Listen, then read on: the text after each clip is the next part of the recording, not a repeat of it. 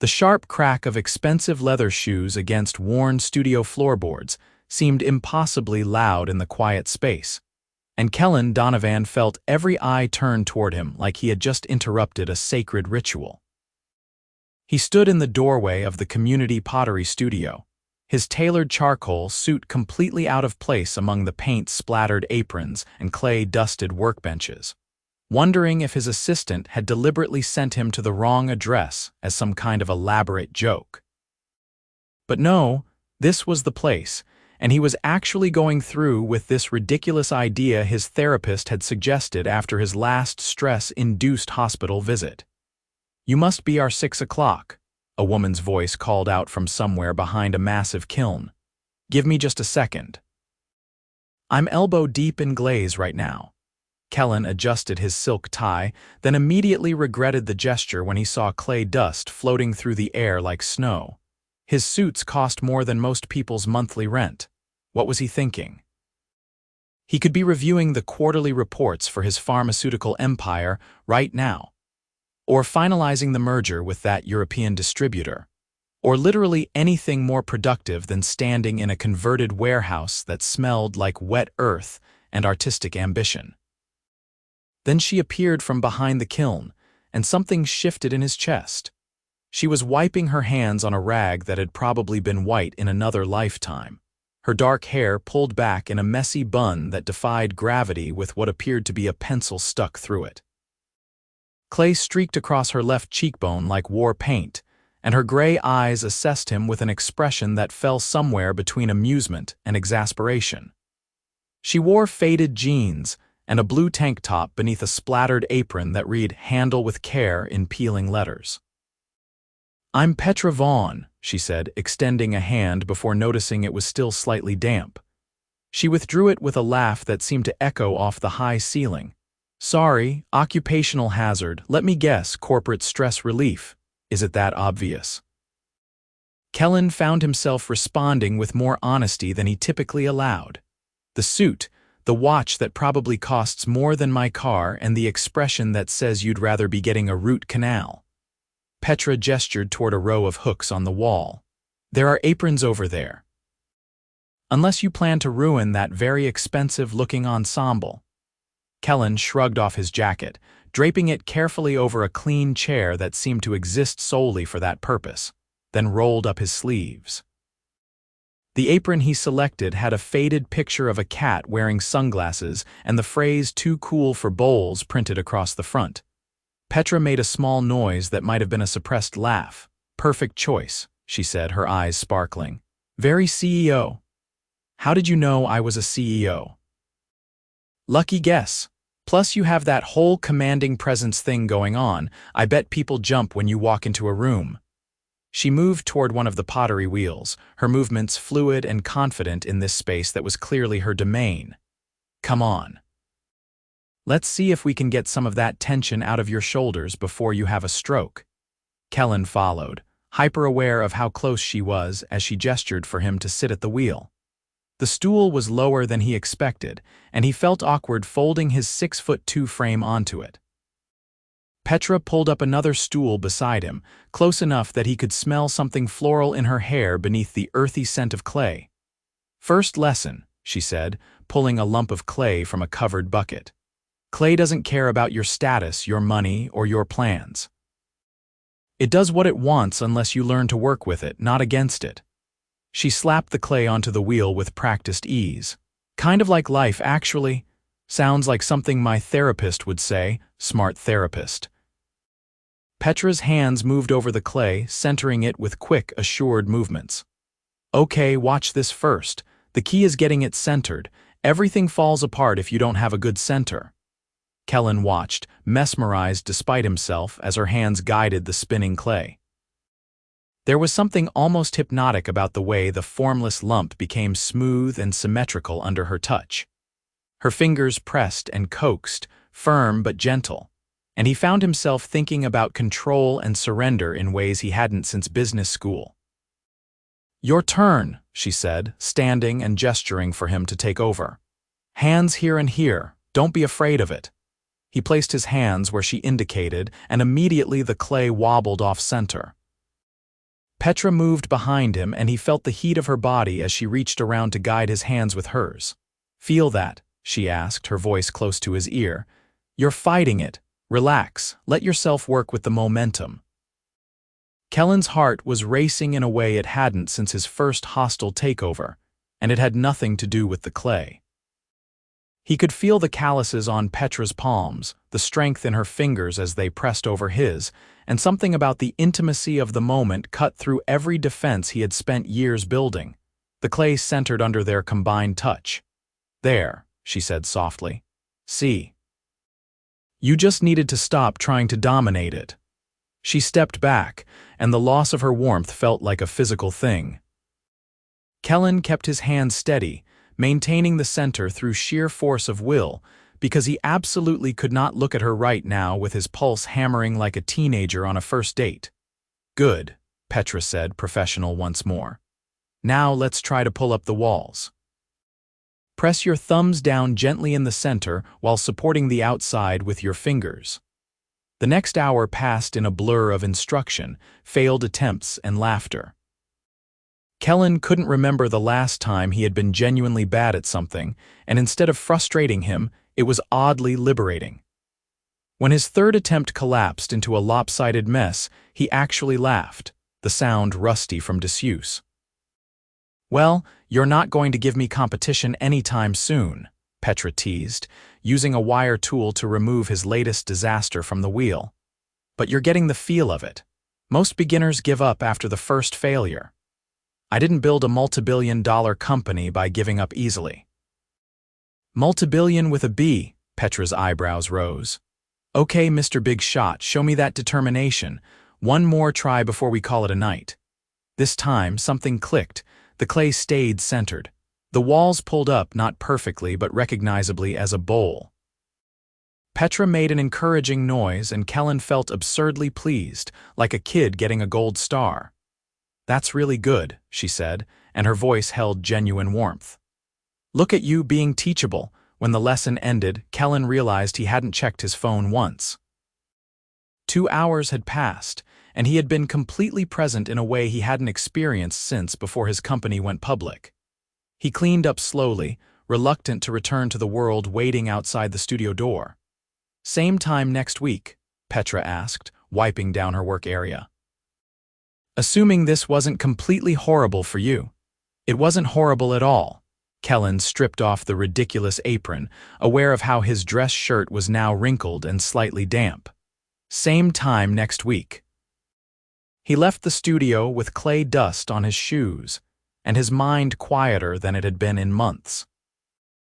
On the drive back to his penthouse, stuck in traffic that would normally have him barking into his phone at whoever was convenient, he found himself replaying the feeling of Petra's hands over his, guiding him towards something he couldn't control or buy or negotiate.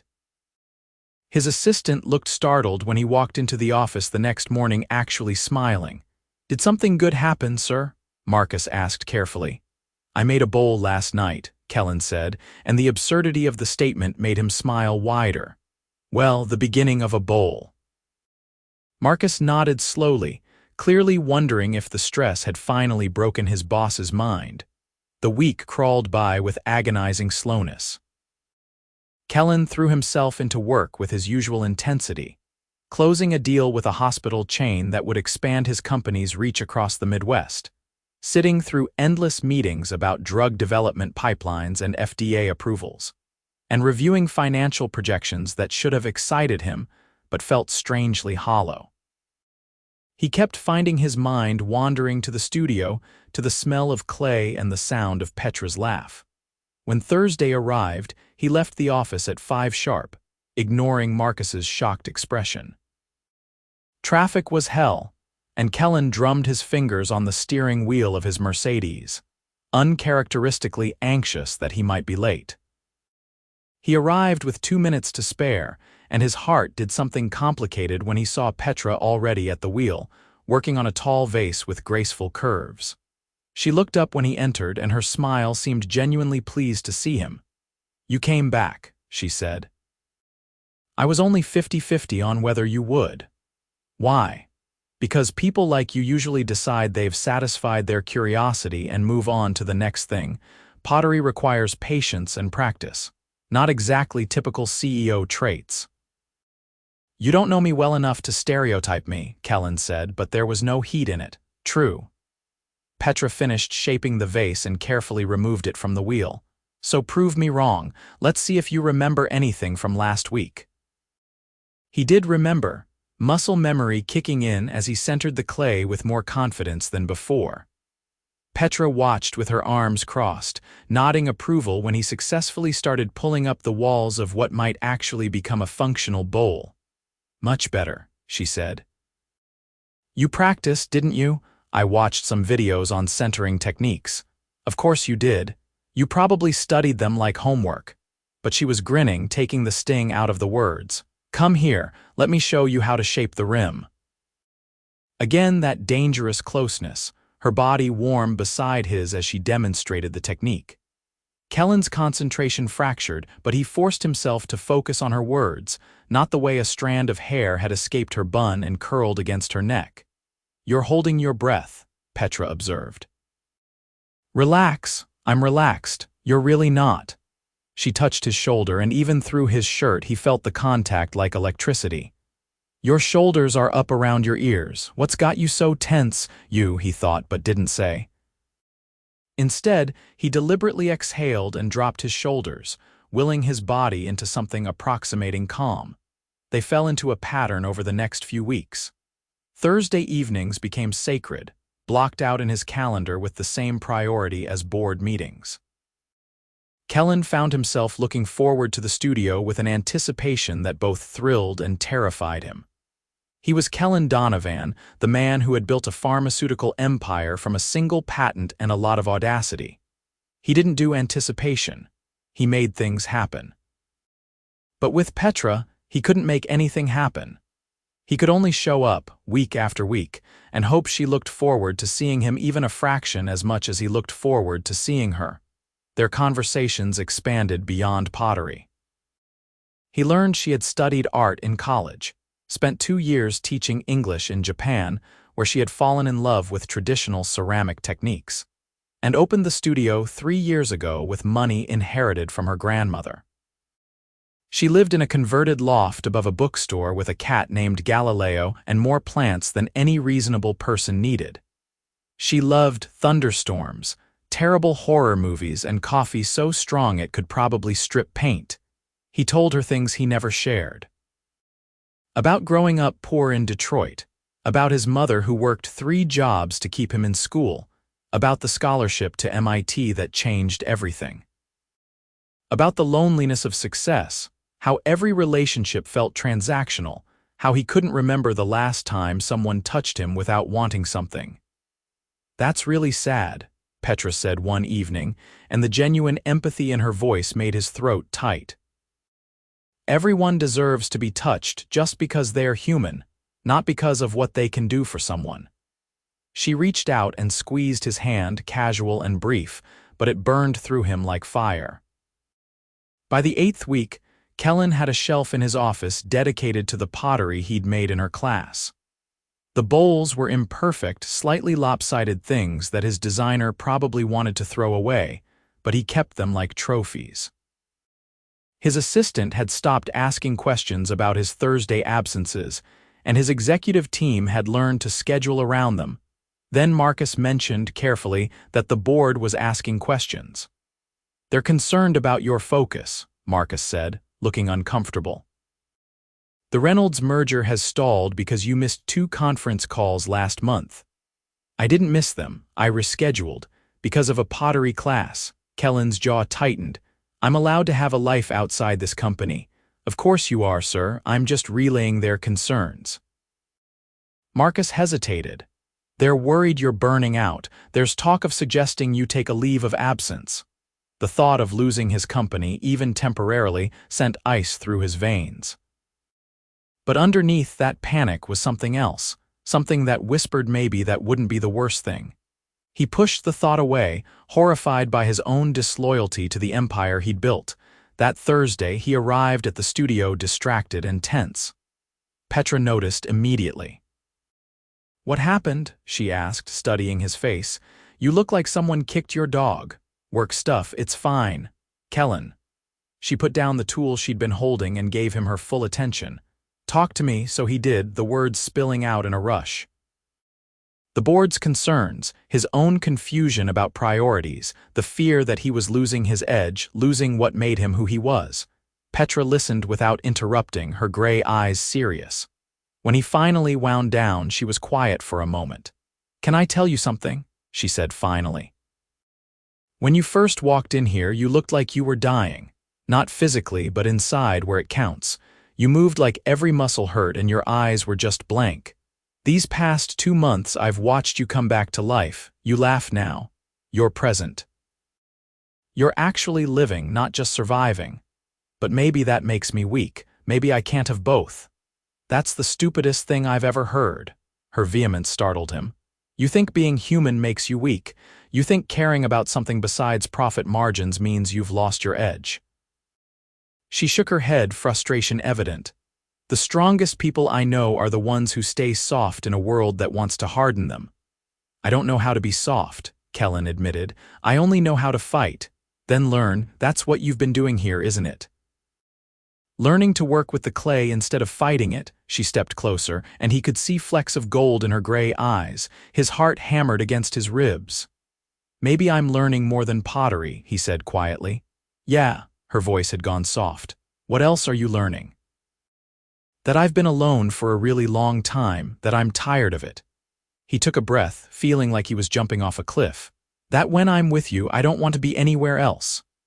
Petra's eyes widened slightly, and for a terrible moment he thought he'd miscalculated, misread everything. Then she smiled, slow and genuine and bright enough to light the whole studio. "Good," she said. "Because I've been hoping you'd figure that out. I was about 2 weeks away from just kissing you myself and seeing what happened." "You could still do that," Kellan managed, so she did.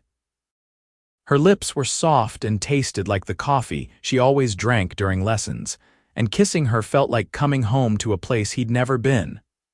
His hands found her waist, pulling her closer, and she made a small sound of pleasure that shot straight through him. When they finally broke apart, both breathing hard, she was grinning. "That took you long enough," she said. "I was trying to be professional. This is a pottery studio, not a boardroom. We can stop being professional." He kissed her again, longer this time, until the timer on the kiln beeped and made them both jump. They laughed, foreheads pressed together, and Kellan felt something settle in his chest that he hadn't known was missing. They didn't get much pottery done that night. Too busy talking and kissing and figuring out the logistics of whatever this was becoming. Petra closed the studio early, and they walked to a late-night diner 3 blocks away, sitting in a corner booth and talking until the waitress started giving them pointed looks. "I should warn you," Kellan said, playing with her fingers across the sticky table. "I'm not good at relationships. I work too much, I'm controlling, and I have no idea how to do casual dating." "Who said anything about casual?" Petra challenged. "I don't do casual either. I'm 32 years old and I know what I want." "What do you want?" "Someone real, someone who shows up. Someone who looks at me the way you've been looking at me for the past 2 months when you think I'm not paying attention." She squeezed his hand. "I want you, Kellan, if you're brave enough to want me back." He was. For the first time in his life, he was brave enough to want something that couldn't be bought or negotiated or controlled. He was brave enough to risk everything for the woman sitting across from him with clay still under her fingernails and hope in her eyes. They dated, really dated, in a way Kellan had never experienced. He picked her up for dinners, brought her coffee at the studio between meetings, and learned to navigate the chaos of her loft with its precarious stacks of pottery magazines and Galileo's tendency to appear underfoot at the worst possible moments. She came to his penthouse and mocked his minimalist decor mercilessly until he let her bring in plants and color and life. His board noticed the change. At first they were skeptical, concerned that he was distracted. Then they saw the results. Kellan negotiated the Reynolds merger with more clarity than ever, securing terms that had the legal team practically celebrating. He restructured his schedule to include actual lunch breaks and delegated more effectively, trusting his team in ways he never had before. "You're different," his CFO observed after a particularly successful quarterly meeting. "Sharper but calmer, whatever you're doing, keep doing it." What he was doing was Petra, being with Petra, learning from Petra. She taught him to be present, to find joy in imperfection, to understand that life wasn't about control but about response. He taught her about structure and planning, helped her navigate the business side of the studio when she expressed frustration with accounting, and convinced her to hire an assistant so she could focus on teaching and creating. They fit together in ways that surprised them both. 6 months in, Kellan brought her to meet his mother in Detroit. Martha Donovan took one look at them together and pulled her son aside in the kitchen while Petra admired the garden. "You love her," Martha said. "It wasn't a question." "I do," Kellan admitted. "More than I thought I could love anyone." "Good, you bring her around again soon, you hear me? I like her. She's got strength." His mother's eyes were knowing. "She's not afraid of you. No one should be afraid of me." "But they are, everyone but her." Martha patted his cheek like he was still 10 years old. "Don't lose this one, Kellan. Success means nothing if you're alone." That night, lying together in his childhood bedroom, Petra whispered, "Your mom is wonderful. You can see where you get your determination. She worked herself nearly to death for me. I owe her everything. She's proud of you. She told me while you were doing the dishes." Petra propped herself up on one elbow, looking down at him in the darkness. "She also told me you've never brought anyone home before." "There's never been anyone worth bringing home," smooth talker. But her voice was tender, and when she kissed him, it tasted like forever. The real test came in month 8 when a crisis hit. One of his company's flagship drugs faced a lawsuit alleging undisclosed side effects. The media erupted, stock prices plummeted, and the board demanded Kellan's constant attention. He canceled 3 Thursday classes in a row, working 18-hour days to manage the damage and investigate the claims. When he finally made it to the studio, 3 weeks after his last visit, Petra was teaching a group class. She looked up when he entered, and something complicated passed across her face before she excused herself, asking another instructor to take over. "Hey, stranger," she said, and there was an edge beneath the casual words. "I'm sorry, I know I've been absent." "Absent doesn't begin to cover it, Kellan. You stopped returning my calls. Your assistant keeps telling me you're in meetings. I've been worried sick." They moved to her small office in the back, and Kellan slumped into the chair, exhaustion hitting him like a physical weight. "We're being sued," he said. "The drug in question is potentially responsible for 3 deaths. If the claims are true, I've killed people. If they're not, someone is trying to destroy my company through lies. Either way, I have to fix it." Petra's expression softened. "Why didn't you tell me? I thought you were pulling away." "I didn't want to burden you." "That's not how this works." She knelt in front of him, taking his hands. "You don't get to decide what burdens me. We're partners, Kellan. That means when things get hard, you lean on me, not disappear." "I don't know how to lean." "Then learn, just like you learned to center clay." Her eyes were fierce. "I'm not going anywhere, but you have to let me in." All the way in, not just the easy parts. So he did. He told her everything, his fear that he had been negligent, his rage at being attacked, his exhaustion from fighting on all fronts. She listened, asked questions, and offered perspective without trying to fix what she couldn't. When he finished, she pulled him out of the office and over to a pottery wheel. "Make something," she said. "Even just for 20 minutes, you need to ground yourself." He protested, but she was insistent, and finally he gave in. His hands found their familiar position on the clay, and for 20 minutes, the world narrowed to the spin of the wheel and the cool slide of wet earth beneath his palms. When he finished, he had a simple bowl, nothing fancy, but his breathing had evened out and the panic had receded to manageable levels. "Better?" Petra asked. "Better," he admitted. "Thank you.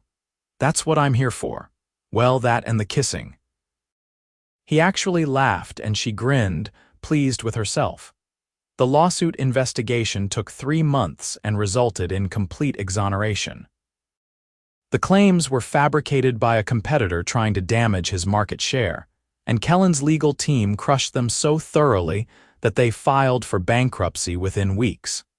But the experience changed him. He had nearly lost himself to the crisis, and only Petra's steady presence had kept him anchored. He proposed on a Thursday evening in the studio, a year and 2 months after his first lesson.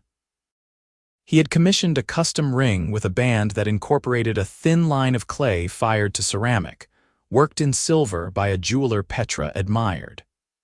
When he got down on one knee beside the pottery wheel where they had first touched, she was already crying. "You've taught me how to be alive," he said, his voice rough with emotion. "How to be present, how to be real. I don't want to do any of this without you. Marry me, Petra, make a life with me." "Yes," she said, laughing and crying simultaneously. "Yes, you ridiculous romantic, yes." The ring fit perfectly. She admired it, turning her hand to catch the light, then pulled him up and kissed him until they were both dizzy. They married 6 months later in a small ceremony at his mother's church in Detroit, with the reception at the community center where Martha had worked for 20 years. Kellan's executive team looked slightly stunned by the modest venue, but Petra had been firm about wanting something real, not some elaborate production. "This is us," she had said during planning. "Real people who found each other. I don't need ice sculptures or celebrity chefs." His mother adored her even more after that.